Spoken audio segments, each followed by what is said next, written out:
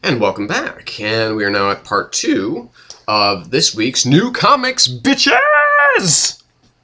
So, let us continue. Now, speaking of Brian Michael Bendis, we also were treated this week to Moon Knight number 9. Wow. This is Bendis. This is Bendis at his best.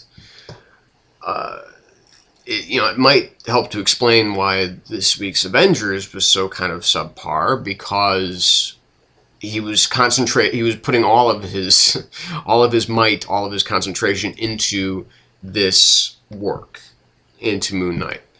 And the flow of this book is just so expertly handled. I mean, it puts these really good expository breaks into this massive action sequence between, this fight between Count Nefaria and Moon Knight and Echo. And we have this kind of disorienting narration where it really kind of puts us into the head of Mark Spector, which is not a nice place to be. It's very confusing in there.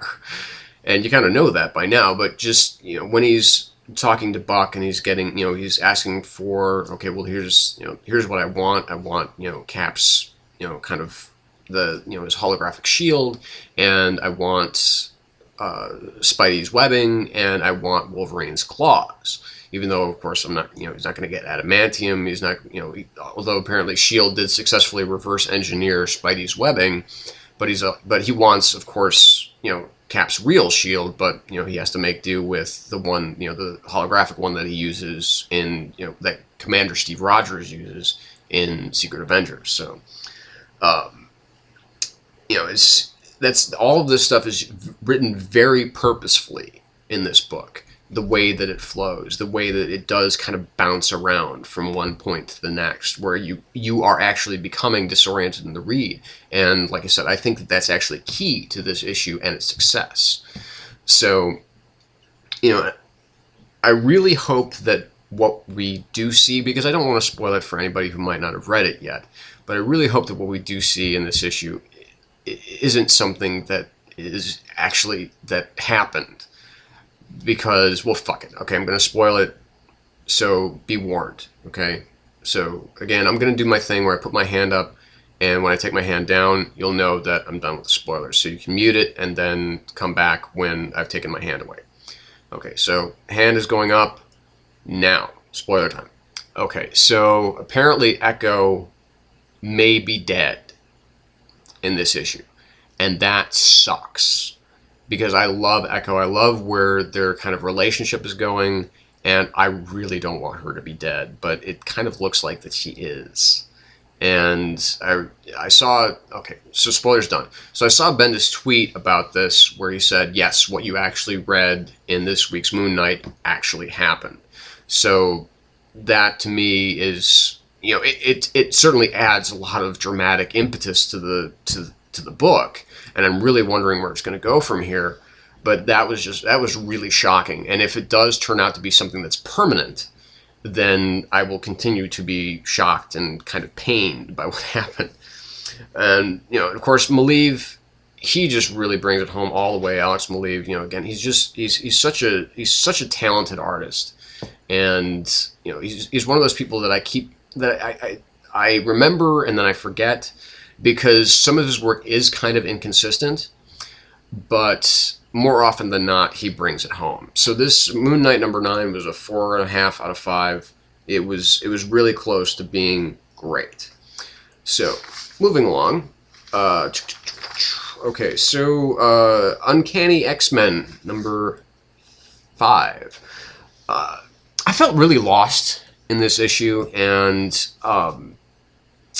if it wasn't for the pacing and the really smart character beats and the the salty goodness of Greg Land's art, this issue would probably not get a positive review.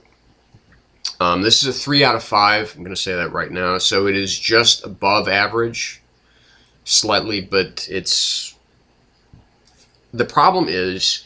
Okay, and we're going to talk a little bit about continuity. I know that we've had this conversation before, And this is kind of like the polar opposite, the other end of the spectrum of what I was talking about in the previous discussion that I had about continuity. Now, continuity at its best will give you information about things that are going on in other titles. However, this goes too far. This says, okay, well, if you're not reading Uncanny X-Force, you're not really going to understand a hell of a lot of what people are talking about in this issue. Particularly because there's a lot of involvement here with Psylocke, who is standing in for Emma because they're down a psychic, so they needed Psylocke here. And apparently X-Force is still going on without Cyclops' knowledge. Again, this, I know, stop ragging on me for not reading X-Force, okay? Please stop. I will try, and what I would like to do is go back and reread, I'm sorry, not reread, but just read like the whole recent arc, the whole big recent arc that apparently had to do with Archangel and everything like that. And apparently he was possessed again by Apocalypse, and Phantom X killed the child version of Apocalypse that I think that we also might have seen in the last issue of Wolverine and the X-Men. I don't know if it's the same person, but I'd be interested to find out. But at the same time, I didn't need to read X-Force to understand what was going on in Wolverine and the X-Men. That was good. This is not so good. This is too much continuity. It's too much depending on, okay, you need to go out and buy X-Force before you can even really understand what's going on in this issue. And that's, I don't think that's a very good sales technique. And I appreciate it. I do. I mean, I appreciate it. I would rather have them try too hard than to not have them try at all. Because if you look at, for instance, a lot of the Batman titles, you're going to see that it's just all over the place. Everybody's doing their own thing. And that is annoying. And if you look at the Avengers titles, again, everybody's just kind of doing their own thing, even though they seem to appear in two places at once. That gets frustrating. But, again, like I said, I would rather have, Kieran Gillen do more work where he says, okay, well, this is directly related to what happened in this comic, than have him say, well, okay, nothing's going on at all. This character just walked in and they have no baggage, they have nothing that they're carrying over from recent events. That bugs me. So again, but it just tried too hard. It did too much of that, and it's too disorienting for somebody who isn't reading that other comic. Like I said, I have the interest, but I just don't have enough of it, I guess, is the best way that I can put it, to go out there and get X-Force, despite all of the recommendations that I've had. And I'll get it. I promise. I'll get it someday, and you can all laugh in my face and say, ha, fuck you, we told you. So that's fine. But for now, leave it alone. So again, 3 out of 5 for this. Like I said, I mean, it's still really well written, and Greg Land's art is lovely, but I couldn't, that's the only way that I can give it a positive review, which is why I gave it a 3 out of 5 and not a 2.5 out of 5, or even a 3.5 out of 5, because it's not that good, but it's not bad either. So, and it's not just average, because it is above average, but just not quite. Ultimate Spider-Man, number 6. Since I'm just kind of going down the list of Marvel stuff, and then we'll get into DC and other stuff. So, Ultimate Spider-Man, now we have basically Miles' first official appearance on the street as the new Spider-Man. And we also have Uncle Aaron doing some pretty bad shit down south of the border. And I don't mean that in a sexual way. He's kind of, establishing his reputation, or reestablishing his reputation, only to have it totally crushed. Now, okay, I haven't read a lot of Ultimate Spider-Man. Okay, so if you're out there and you have, is this version of the Scorpion the Ultimate Universe's version of the Scorpion? like we've seen with Matt Gargan, and from all of his incarnations from the actual Scorpion until he became Venom and was bonded with the symbiote and everything like that. But anyway, so that's my question. If you know that, please let me know. I love how is it Ganke or Ganke? That he's kind of become like the trainer for Miles. He's the one that's saying, okay, well, here's a DVD, an actual like documentary DVD type of thing of a fight between Spidey and Dr. Octopus. Study this, learn this, so that you don't become the next Peter Parker, so that you don't, in the sense that you die. He doesn't want that to happen to Miles. And it's nice to have somebody who's out there looking out for him while he's taking on this new role. And that's, Ultimate Fallout and everything like that, the death of Spider-Man. You see how people like Nick Fury and Tony Stark and Captain America were kind of out there saying to themselves, I wish that I had looked out for this kid better.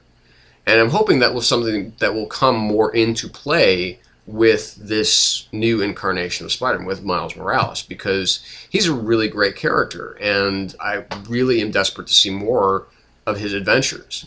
And I'd like to see, him kind of become certainly not a mascot in any way, shape, or form, but to see the adults out there looking out for this kid. Because he's still an inexperienced kid. He doesn't even know how he's doing half the stuff he's doing. And that is another thing that I'm really liking about this, is that it's really keeping all of that mysterious. Like, he has these different abilities that are very separate from Peter Parker, because the Ultimate Peter Parker was basically very much like the non-Ultimate Peter Parker. He was, a geeky kid, and he was able to climb walls. He learned how to build his own web shooters. He had spider sense, so there's really nothing that different there. But with Miles Morales, Bendis has the opportunity to explore new abilities, new powers, and ultimately a new hero. And that's one of the things that makes Ultimate Spider-Man, this second volume, such a compelling read. So that mystery there is really solid.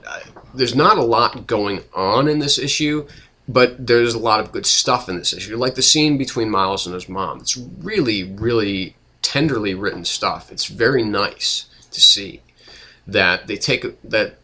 Bendis is taking it, because this is something that's very much in Bendis' wheelhouse, which is taking time out from, okay, well, this is wall-to-wall action, and instead of just giving you wall-to-wall action, I'm going to give you some really nice, quiet moments, quiet character beats, because you have, ultimately, in order to care about the hero, you have to have moments where you actually learn about him.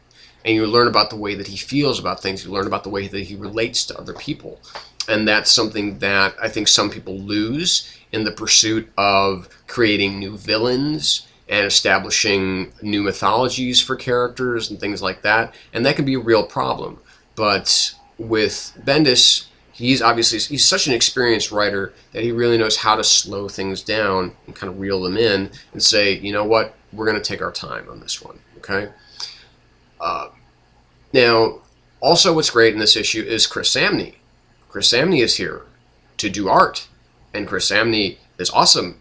I love Chris Samnee, and and he does wonderful art here. So I mean, it's just so I'm glad that he's here. I'm glad for this issue all around. Like I said, it's a little bit on the dull side, and I wanted more to be going on. It felt kind of short.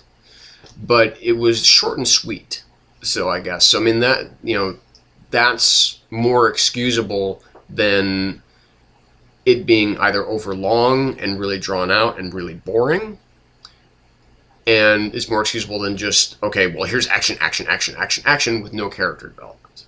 So that's what this needs, and that's what it deserves, and ultimately this is a really excellent comic. So this is another 4.5 out of 5. Again, easy.